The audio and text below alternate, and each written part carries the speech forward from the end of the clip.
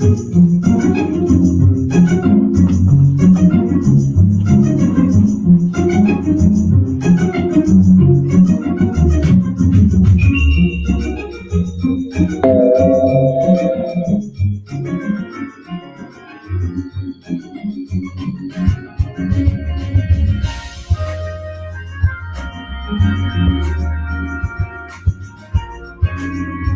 anticipate in the next 10 to 12 years, approximately 8 to 6 million Hispanics coming into the United States and 41 million Asians. You have been the majority minority for 400 years in this country. You have been the number 2 population for 400 years. You're going to get kicked out of being number 2. You're going to go down and become number 4. Now, common sense, even a third grade education would tell you, if you didn't get anything when you were number 2,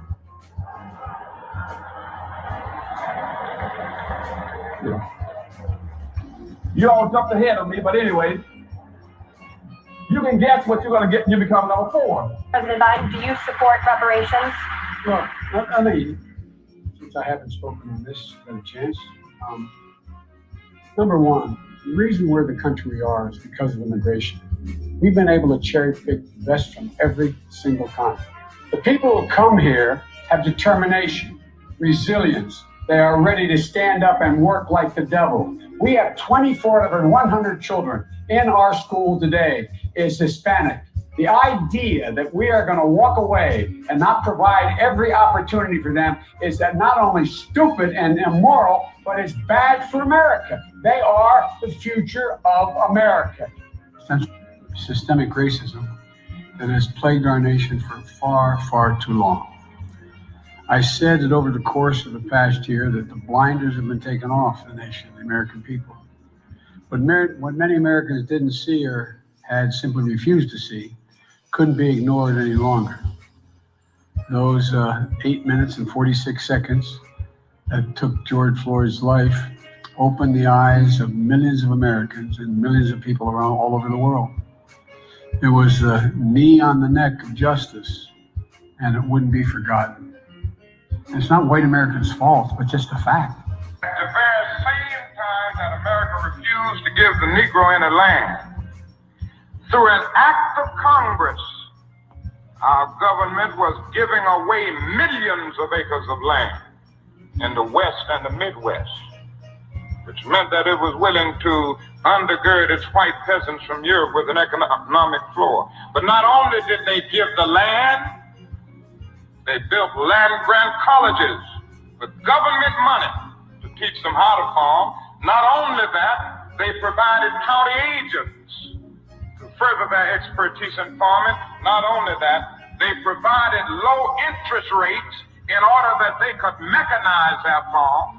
Not only that, today, many of these people are receiving millions of dollars in federal subsidies not to farm, and they are the very people telling the black man that he ought to lift himself by his own bootstraps. Now, this is what we are faced with, and this is the reality. Now, when we come to Washington, in this campaign, we are coming to get our check. We are owed $104 trillion on the very low end, plus $735 billion recurring. This number does not include the cost of about 50 Black Wall Streets that were decimated, nor compound interest from 2017 when Sean D. Rochester's book, The Black Tax, was published, nor the cost of Black life, nor the cost of living increases, nor the war on drugs, nor the current day pandemic. The number I'm working with is for slavery, Jim Crow, and accrued ongoing systemic racism, oppression, and disadvantage in the country our ancestors built with their lives. Good evening on the West Coast. Good evening in the mountain. Good evening in the Central. Good evening on the East Coast. You know exactly who it is, family. Angela Nirvana, your hostess with the mostest on the Reparationist Perspective, bringing you those ADOTs, hot topics, and making the case for reparations, making the case for weaponizing our vote and socializing our suffering. And today, family, it is part 2 of the Great Migration stories of American descendants of U.S. chattel slavery here to California as a part of our stories that we're sharing with the Reparations Task Force here in California to come up with proposals on the restitutions that ADOCs should receive here for the entire state. As many of you know, we are in the midst of making those decisions right now, gathering all kinds of stories for people who migrated here. It doesn't matter how many generations ago that you migrated. We want to know what you've endured in the form of institutional systemic racism so that we can make recommendations to the task force of how we, specifically as a group, should be remedied down here in the state of California. Okay? And with that being said, I've got another church family member that's on standby to share her great migration story. So stand by, family, while I get her on the line. Welcome to the live. Please like, share, subscribe, turn on your notifications. And thank you so much for being here with us this afternoon, early evening. All right, stand by. This is going to be rich.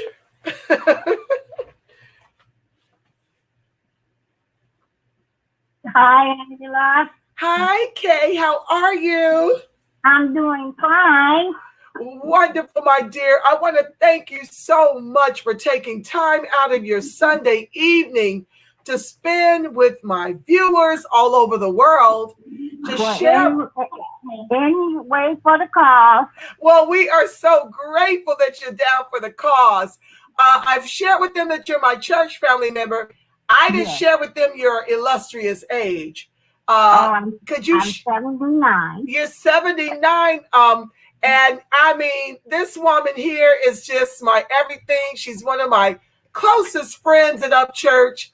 And I just love her so much because she is one of the boomers that is very, very clued in to what's happening to our people. And she knows firsthand from her own personal experience how challenging it has been to be Black in the state of California. And we're just grateful to have her here as a guest so that she can share and help us to craft the proposals to make Californians that descend from chattel slavery whole in form of our proposals for restitution. So thank you again, Kay, for being here. I want to start off, when we spoke earlier, we talked about a lot of ways in which you were discriminated against. But if you could share with my audience how your first introduction to racism was upon moving here from Detroit, Michigan. Please share. Yes. First of all, my name is Kay, and I'm a registered nurse.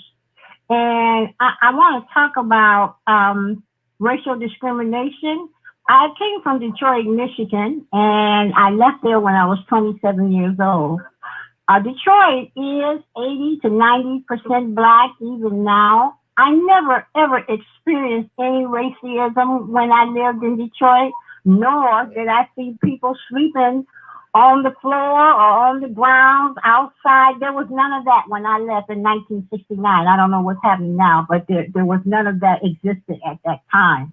But however, I came to California, and that's where I experienced my first personal attack on my color. Wow. And it was at San Gabriel Valley Hospital. I was practicing to be a nurse, and it was an LVN at that time, not an RN, but an LVN. And what happened was, I had gotten an assignment to bathe this patient and, put her clothes on and get her ready for lunch and clean up her room and so forth and so on. the patient did not want me to touch her. Matter of fact, she wouldn't get off the phone the whole time I was there, even though I told her what my assignment was and why I was there. So I told my supervisor, and she told me I had to bathe her anyway. Okay, so I went in and I got the wash basin ready. I took it over to her bedside. Well, she took the wash basin and dumped it all over my nice, clean, pressed uniform. Wow. Okay. I was very upset, extremely upset. With The good staff reason. was upset. They kept apologizing to me. I had to drive home all the way to Carson, California with a wet uniform and had to go back the next day to the same hospital. Can you believe that? Oh my God. Yeah, so that was my experience there, you know. Oh my word. That is just the worst. I mean, every time you share that with me, I just cringe at the idea that this white woman whom you were trying to service, all because of the color of your skin, chose to dump hot water all over you. Yes, that actually happened. It certainly did. Well, my goodness. I'm so, like these stories are hard, but very necessary in how we craft the restitution that you are to receive. I want for you to explain also while working in the hospital as an RN, how difficult it was to get respect from your peers from all walks of life. How, racist many of the immigrants and the white people were. I think from earlier, I recall you trying to share with the doctor who looked at you sideways like you had two heads and a tail growing when you were trying to advise him on a patient. Could you share about that? Yeah, that actually happened when I was working at Cedars-Sinai Hospital. They had just merged. I believe it was Sinai and another hospital had merged to make the new Cedars-Sinai, the lovely, lovely building and hospital that's over there. And I was hired to go there up front. And I was on the orthopedic floor. And as anybody's ever been there, they know that the elevators open up to the actual floor. So I would go to the doctors and ask them or tell them, give them a report about their patients that I had and any questions that I might have answered from them. The whole time that I'm talking to them, they're busy looking at my name tag to see why am I talking to them. Wow. And then when I would finish with the question, I would get either no answer, they would just walk away, or a very gruff answer, like, for instance, I'll handle it, and just walk away. My other experience working there is that I could not take a lunch off the floor.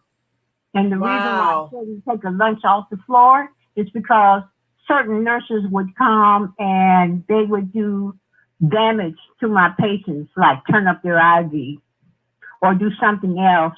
And that was at the expense of the patient, but it would also get me fired. So I would have to sit myself in a position where I could see my patients' rooms and who went in and out of my rooms while I was supposed to be at lunch to keep that from happening. So let me just walk it back. We had talked earlier about how turning up and speeding up, rather, the IVs could actually send your patient into heart attacks. Into heart failure, yes. Any nurse would know that. Yes, it will definitely do that. So and this was regardless to the race of the patient. It didn't make any difference. Okay. And so why would they try to cause the patient to have heart failure irrespective of color? What was that about? So I could get fired. So they were trying to literally get you fired, and you were responsible for the actions they took that could harm a patient in lieu of trying to get you terminated. Absolutely. That's correct. Every nurse knows they're responsible for their assignment. So therefore they're responsible for their patients. Right. But I mean, how could you be held accountable for someone coming into the rooms of your patients, turning up their IV, which could have potentially killed them? How would that be your responsibility? How are you going to prove that? Wow. Wow.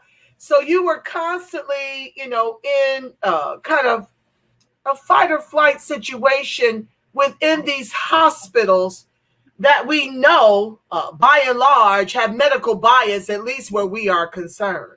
Oh yes. Oh yes. Oh my goodness, Kay. You had also shared about how some of these colleagues of yours would actually steal the money from the patients. And then on one occasion, they literally were trying to set you up to take the fall for a $15,000 theft to get you fired. Yes. Can you share about that? I'm almost ashamed to say that, but it did occur. There was a patient that, there actually were two incidents. So the first incident was where there was an elderly patient that came in, and she came in with $15,000. And when a patient comes in, this was a mental hospital. So when a patient comes in, all of their valuables go to the safe. How I knew she had that much money is because when she came in and was being admitted, I'm the one that counted the money 3 times in front of other nurses, in front of the supervisor, in front of security, before it was actually put into the safe. So that's how I knew how much money she had. When it came time for her to be discharged, she was still my patient, and I was going to discharge her. And the supervisor came to the floor and said, "You go ahead to lunch. It's your lunchtime. You go ahead to lunch, and we'll handle the discharge," which is very unusual because supervisors just don't do that. But I obeyed the supervisor, even though I was suspicious of that. I went to lunch. Okay. Yes. So the patient was discharged. Oh, the next day was a Saturday, and I was still suspicious of that behavior. So I asked one of the social workers who was working there that day from the registry, but I knew her from a prior employment.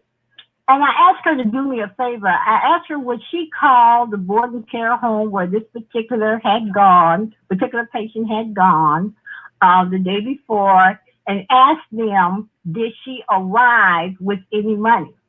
And so she did that for me. Wow. And the answer was no, she didn't arrive with any money. So what happened to her money? Oh my God.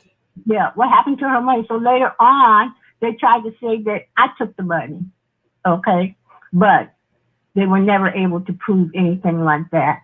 On another occasion, a patient had come in and money was put in the safe, and the patient was discharged, and they tried to say that I took the money. And because this was the second incident, this time the police were called in as well as the union was called in.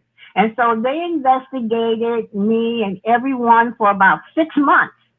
Okay. Wow. And various people would come and talk to me at various times and ask me to go over my story. Well, if you're telling the truth, your story doesn't change. Exactly. Because it is the truth. Right.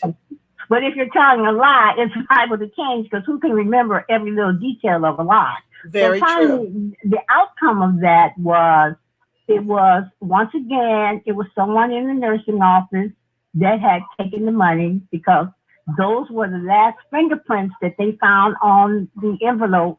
Did not belong to me, but belonged to someone else. And they caught that someone else, and they fired that someone else. But during those 6 months' time, I was harassed. My fellow nurses would not talk to me. They were afraid to talk to me. I was under suspicion. Can you imagine how terrible that is, to go to work and no one will speak to you? The trauma is just way too much to even fathom. Right. But I survived it. Of course, because that's what we do. We're very resilient people. But you had shared with me that other incidents of theft was happening, and this was the first time they had actually called in the police and the union. Yeah, that was, and they said they did it because this was the second accusation towards me. But the first accusation was just that. It was never proven. It was never proven, right? Unbelievable. Mm-hmm. Now, you had also shared with me about how few Black American descendants of U.S. chattel slavery were actually in the medical profession. And how much disrespect you got when you were supervisor. Yes. Can you please share about those incidences and why were there so few of us being hired in these positions? Well, I think it's because the hospitals, and I'm going to say hospitals rather than the nursing profession, although that includes the nursing profession as well. It's like a hierarchy. As far as Black people were concerned, they're used to you holding positions in the hospital as housekeeper, nursing attendant, or CNAs as they're called today, or maybe even an LVN, licensed vocational nurse, but not an RN, and certainly not an RN in charge. That's just unheard of, I guess, in California. Not today, it's not, but when I came here in 1969 and in the 70s, that was kind of like, who is she? Kind of. And how did she get that position? And who does she think she is? Wow. And because my hair is blonde, who does she think she is wearing blonde hair? I've even had patients refuse to allow me to be their nurse because my hair was blonde. Wow. Oh, yes. Once again, this is in Kaiser's Mental Health Hospital there downtown. Wow.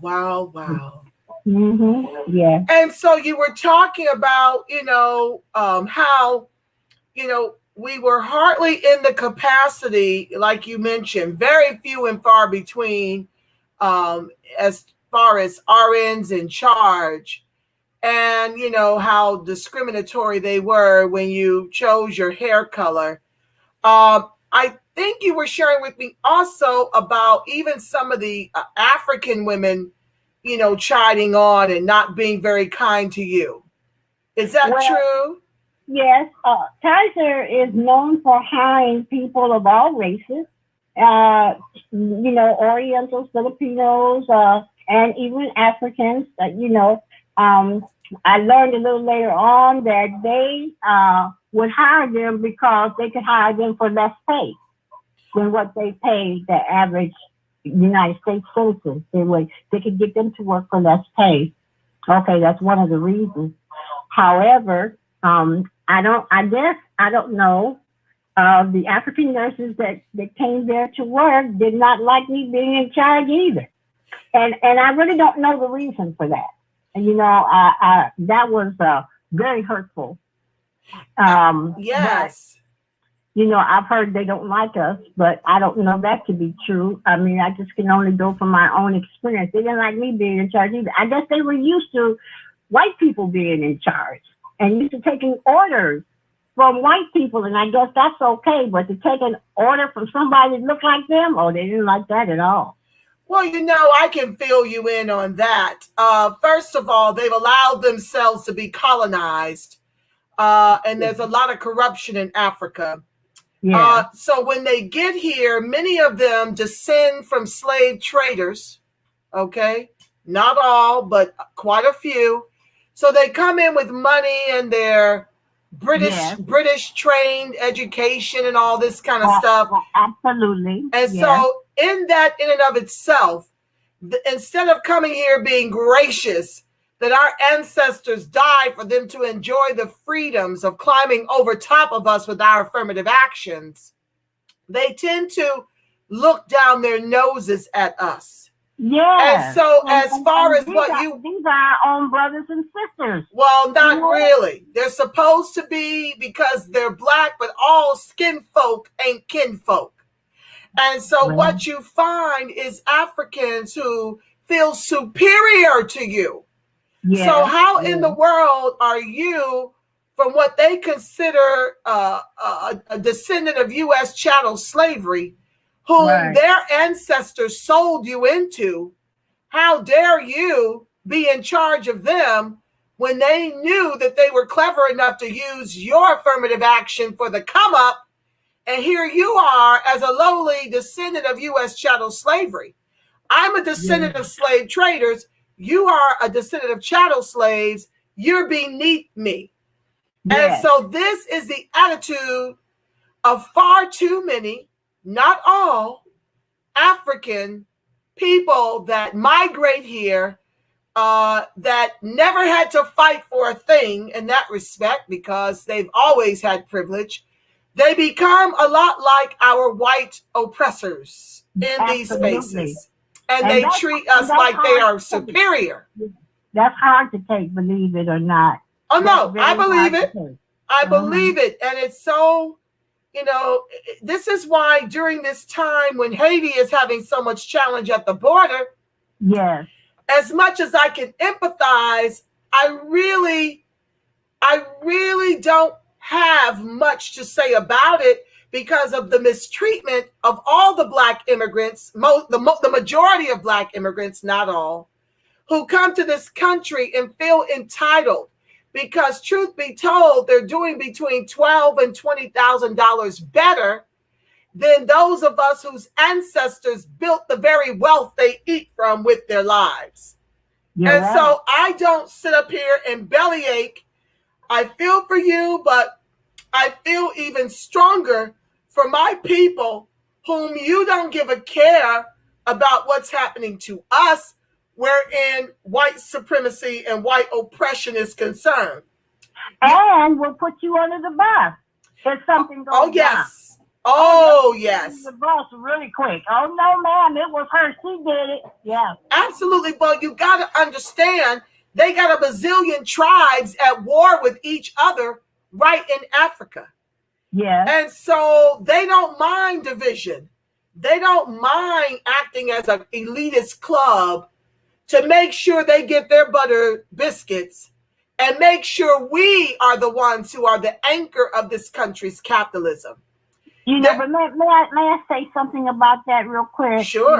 My thought about that. Sure. It's going to come a time, and I truly believe that the time is now, because I believe our time is now. Yes. That all of the brown and Black people of the United States and of the world are going to have to come together to realize that this cause is our cause.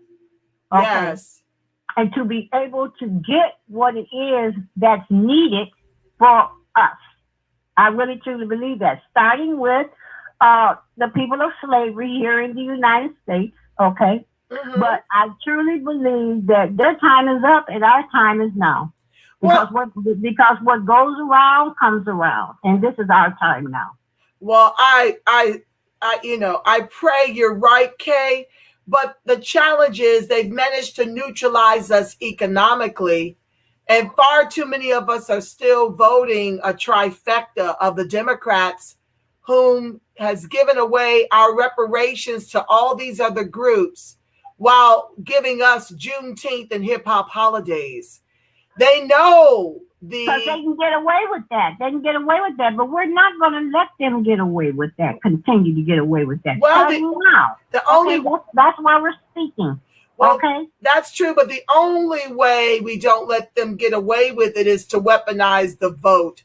And sadly, we don't have enough critical mass to vote anyone but the Democrats at the top of the ticket and a blue Congress to protect the over 60% of American descendants of U.S. chattel slavery who rely on government assistance by design of institutional systemic racism. So we don't have enough momentum. I'm doing everything I can to push that strategy out, but far too many of our people are too busy trying to unseat the likes of Trump than they are to play chess with the only commodity we've got, our vote. Because they've been brainwashed, and you're doing a great job of re-educating our people. Oh, okay. That means the world to me, coming from someone like you, whom I love and respect so much. Yeah. I know that. I hear you every day. Oh, Okay. thank you for that. Oh, that, when I hear that I am pleasing my tribe, it makes me feel like going on because it's a tireless effort. You sometimes feel like you're speaking into a vacuum, trying to get people to understand that the Democrats and the Republicans are two wings of the same bird. Oh, there you go. And their capitalism requires a bottom caste. And these plans to weaponize immigration against us to make us it, while giving them a few shekels more, are 100 years old. And well, just know that this is wake up time. Yeah. They say that this is the age of Aquarius, where all things will be known and all things will come to truth. And this is the time. It's wake up time now. Well, I'm so grateful to you, and I'm going to keep hope alive. Absolutely. Okay, Absolutely. There need to be more people like you. Oh, yes, ma'am. There's quite a few. Well, not as many as there needs to be. But we've got some great people in social media sounding the alarm on the same page, doing all we can to grow our base of support until this reaches critical mass, because it's going to take critical mass for us to support the idea of reparations before anybody else will buy into it. And we've got to understand that we've got to teach truth, because a lot of the reasons why the government is complicit in keeping the truth from the American public is they don't want all the people who protested against the execution and annihilation of Mr. George Floyd to coalesce with the same energy around our reparations. So we're doing it anyway. We have to. It's on the march. It's on the mark. It's on the go right now. That's right, because we don't have a choice. We have to move as if in the spirit of our ancestors who insisted on the emancipation until it was so. That is because there was, there was 500 of our ancestors stormed Lincoln's Union camps to demand their freedom. 500. And so, this is the type of critical mass and critical push, and we can't afford to give in, give up, or out. This is the push, the full court press we need. And it is people like yourself who understand how critical this fight is, having been subjugated to a lot of the racism that we are having visited upon our heads to this day. When you guys get in this fight with us and lend your voices to help us craft proposals, even on a state level, it is magnanimous to have you all with us on the right side of history. Yes. Just tell me how I can help and what I can do to further educate and acknowledge people, because I know that they have been suffering, whether they know it or not. They've been suffering from post-traumatic stress syndrome, or we should call it post-traumatic slavery. Okay, well, that's what it is. And even not aware of it. They're not aware that that's what it is. There's a name to it. I just gave you the name. Okay. Yes. It's post-traumatic stress from slavery. Okay. Well, it's called, the name more specifically, as Dr. Joy DeGruy. This is the book I'm going to be unpacking with my family, called Post-Traumatic Slave Syndrome. That's it. And this is Dr. Joy DeGruy, and I've got her book and her workbook that I'm going to be introducing to my audience as part of our Miseducation of ADOX in America book club series, and my series on For the Love of ADOX and Allies, where I'm going to be helping people to heal, because you're absolutely right that a lot of what we're suffering is directly due to the way we were ripped from the shores of Africa and had to endure the most heinous chattel slavery. And it's only in different forms to this day. We are still being enslaved and still watching our reparations be given to everyone but us, while the government cries they don't have enough money, or they don't know exactly we're still who to in slavery repair. right now today. We're still in slavery. Yes, ma'am. What do you think they do with the men and the women that they put in the prison? Yep. They work for free. Yes, indeed. Well, they're working for, I think, 33 cents a day or something like that. That's for free. Might as well be for free. That's right. And that's why they've got the preschool to prison pipeline relegated specifically for us. This is exactly why they do it, because when you miseducate and you take away 200,000 Black teachers from the system and you replace them with immigrant and white teachers, you're literally setting up our children for free slave labor behind bars for the rest of their lives. That's true. You know? And so it's even challenging on those of us who do hold degrees. Nothing's different about the racism, whether you're degreed or not. And this is why we fight. It's on all levels. Yes. Now, before I let you go, I wanted you to share one more story, well, maybe one and a half. You talked about when you were ready to retire, how they robbed you of 2 years of your retirement.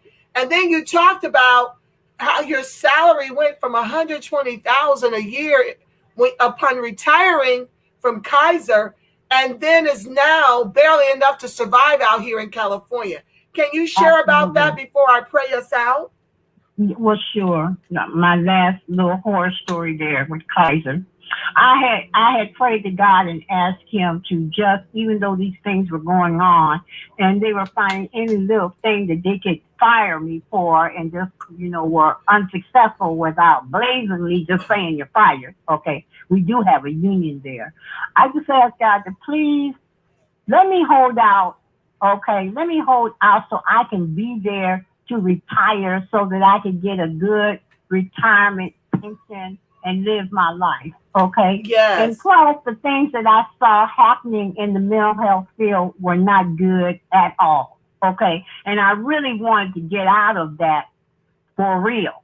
Okay. Yes. Even right now today, you can see the outcomes of the people on the street and what Reagan did by letting all the people out, by closing up all the mental health hospitals and pouring the people out on the street, what has happened. And maybe you can understand what I mean when I say the mental health field needs to be regrouped. Okay. Yes. And so, but anyway, what happened was, so I did my 10 years, turned 65 and did my 10 years. Well, when I was turning 65, Social Security or the federal government said, okay, you have to be 66 in order to retire. So that meant I had to do some more months. So let me hold on for a few more months. Okay. And I was able to do that. Mm-hmm. And then when I put in my papers for retirement, I was called to the office, HR, and I was told that they couldn't find 2 years of my duty, my active duty or employment working in that hospital. Even though I came there in 1996, they could only speak for up to 1998. So now what was I supposed to do about that? Wow. I mean, I could go home and I could get old payrolls. Maybe I could, okay, drum up old payroll slips, Right. But I saw that they were adamant in only paying me from 1998 to the year 2008, and they wasn't giving up on that. So I took it, but that lowered the amount of money that I received from my pension by 2 years. Of course it did. Wow. Mm-hmm. Mm-hmm. It certainly did in the figuration. Yeah, it did. That's dreadful. And then you shared about how challenging it's been since retirement. You went to get more certifications and, Yeah, I did get more certifications. Matter of fact, a year after, well, I'll say not a year after, in the year 2016, I went back to school, to college, private college, and got a certification for drug addiction. So I became a drug addiction counselor. And I figure that's something that I can do. That's something that I know about. And that's something that I can do. And I finished. I graduated. I have my certificate right now. But because I was over 65, because I walked with a cane, no one would hire me. Yeah, ageism, and I mean you're black and you've got your age, and this is the way they discriminate against us to keep us out. Right, and that's a very closed society anyway, Yes. Which I knew, but I also knew that they did have nurses working in that field, but being a closed society, they only want their own there. So most of the counselors that they have working in a drug program are people that are recovering addicts. We all know that. Okay. But yes, there, even knowing that, there are still people that are nurses and counselors that also work in that field, but they're usually over those people that I just talked about. And so maybe that's another reason you come in, you're automatically over those people that are recovering addicts, even though they work there and do counseling. You see what I'm saying? Absolutely. So that's another discrimination. Okay. Absolutely. They don't want you there. Yes. Okay. You got your knowing out of a book, and so you don't really know what it's like. Even though at one time I was married to a drug addict, and like some of us or all of us have been in the past, okay, I know quite a bit about it. Okay. Yes. And how it is to be a codependent person, and how it is to be married to someone, and how you suffer just as much as that person suffers. Only you suffer where everybody can see your suffering. Okay. Absolutely. Yeah. Absolutely. So, but I could not get hired. Yeah, but that's a shame because your Social Security is not enough to sustain you. You know, thank God you've been sustained, you know, by the grace of God. But we should not have to be out here on a wing and a prayer in retirement as the descendants of U.S. chattel slavery. Right. And so this is why. I agree 100%. Yes, ma'am. We should not have to. You should be living a life of luxury, not struggling as bottom caste in the country our ancestors built with their lives. Absolutely. We all deserve. Yes. Regardless, we all deserve to have that reparations, because no one likes to suffer being poor when Absolutely. they shouldn't be. Okay. Absolutely. Well, tragically in this country, our group is on the bottom. You know, as I explained to you earlier, our group has a national median income of $30,000 with a national median home price of $379,000. Can you believe that? The other groups are making anywhere from $50,000 up to $65,000. Black immigrants are making that kind of money nationally. And how much does it cost to rent an apartment here in California? Oh my God. Unbelievable. It's unbelievable. Exactly. So this is the challenge all over the country with our people. We're not earning commensurate with the cost of living, and it doesn't matter how many degrees you have. Even our degreed are struggling and now driving Uber. So because they will not hire us. They will not hire us no matter how educated we are. People with master's degrees and doctorate degrees. We know some right in our church. That's right. Absolutely. We know them personally. So this is why we're fighting for the reparations. And I want to thank you again for being open and honest to help the task force to craft proposals surrounding the reparations. We appreciate you so much over here at the Reparationist Perspective. You know how much I love and appreciate you as my church family, my sister friend in Christ. And I thank you from the bottom of my heart for being willing and open to share your migration story and the racism inherent thereof in your experience. So very welcome. Thank you so much for allowing me to speak on it. Absolutely, my friend. And with that said, I'm going to pray us out. If you would stay with me to say the prayer of protection, and then I'll bid us adieu, okay? I want to Sure. share with you, family, that the light of God surrounds us, the Lord love God. of God enfolds us, Hold the us. power of God Lord protects God, us, and protect the us. presence of God And watches God over watches us. over us. Wherever Wherever we ADOX do. and its allies are, God truly is, Yes. because family, you are the Yes. face of God, you are the voice of God, you are the body temple of the Spirit of the living God. Until next time, family, you make it a beautiful, God-inspired rest of your evening. Know that I love you black and I love you strong, family. Thanks for watching. So it is. And so it is, and peace. Thank you again, Kay. I love you. You're welcome. Peace and love. Thank you. Bye-bye. Bye-bye.